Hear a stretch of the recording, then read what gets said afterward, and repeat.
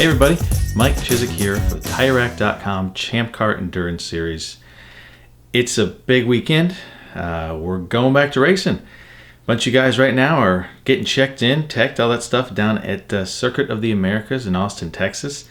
An event that we weren't quite sure was going to be open. Some of the local officials had said it's going to be closed for a while longer, and then thankfully they changed their mind and they're open, and you guys are down there and we're about to get back to racing, something we've been missing for a long time. So that's pretty exciting stuff.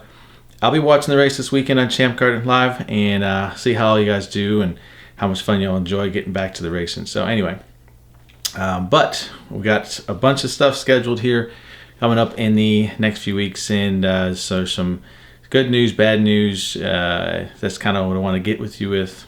So we got Willow Springs next week.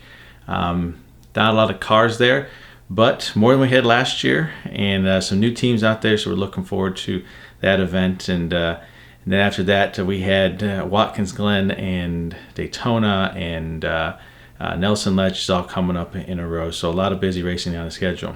But there's been a change. Watkins Glen was at the end of May. Memorial Day weekend was our usual date, and the state of New York was closed, and so the event had to be canceled.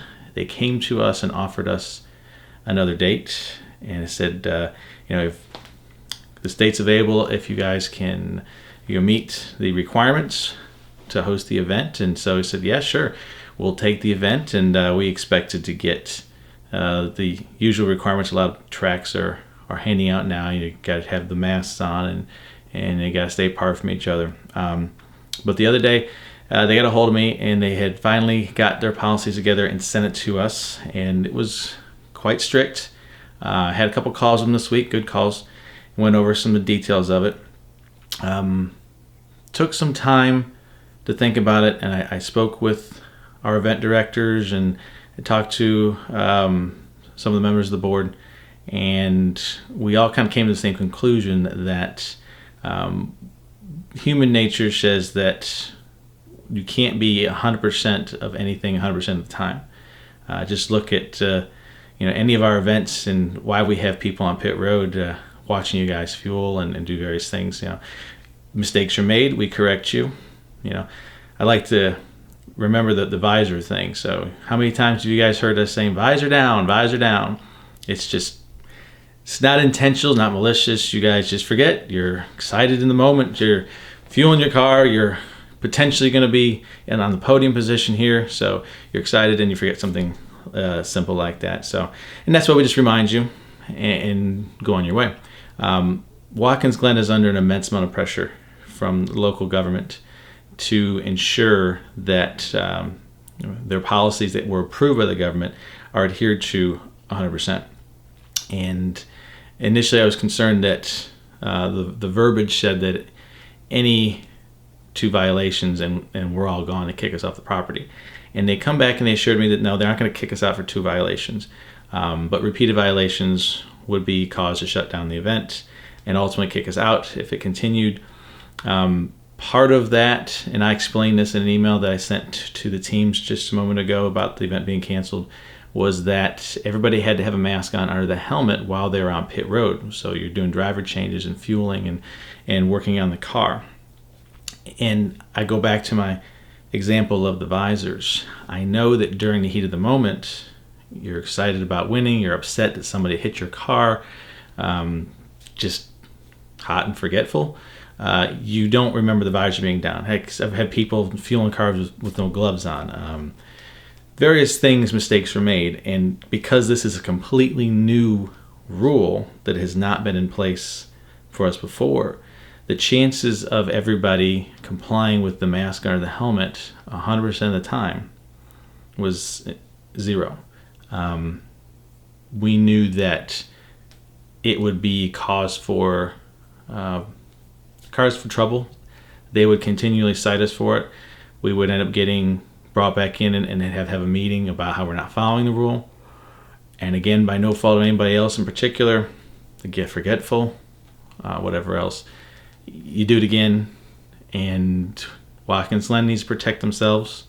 They don't want to lose their ability to host events coming up. They want to get back to work as much as anybody else.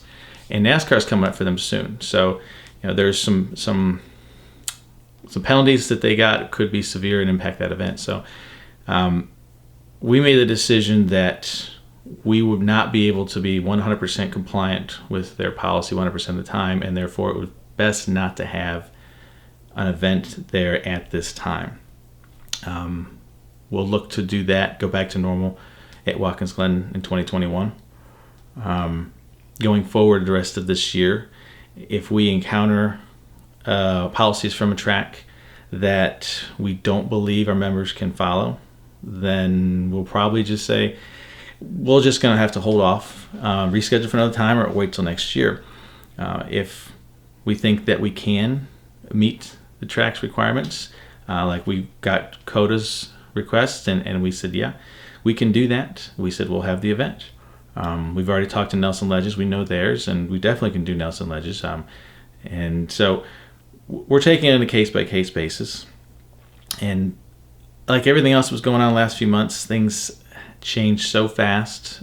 We've been in touch with these tracks more than we ever have in the past, and we're having good dialogue with them. They're on uncertain ground, we're on uncertain ground, but we just don't want to get any track in trouble. We don't want to have you guys come to an event and have it get shut down, and then there's all this money spent for nothing, and there's hard feelings, and it's not a good time. My job is to protect you as drivers on track, is to protect your finances as best as reasonably possible, and to ensure that you enjoy yourself when you come to our events. And so that's kind of where all this came from. It was a tough decision. Took me sleeping on it to finally come to grips with it, but I believe it is the best thing we can do for now.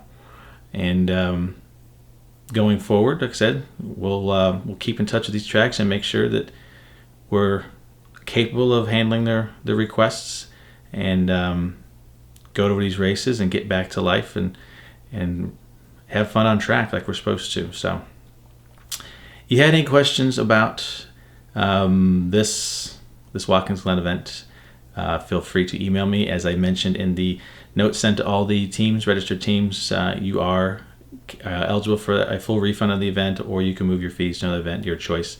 We'll take care of that for you, no questions asked. But for now, we're back to racing. We're at COTA, and I think there's 6 of you guys there, ready to have a good time in the Texas sun this weekend. So I'm excited for that, and excited for the other events coming up this summer, and a return to a little bit of normalcy, as you would call it, this summer. So anyway, guys, you got any questions about anything, you can email me, info@ChampCar.org. Otherwise, make sure that car's ready and tune in to ChampCar.Live, and let's watch some racing come back to life. Thanks, guys. Bye.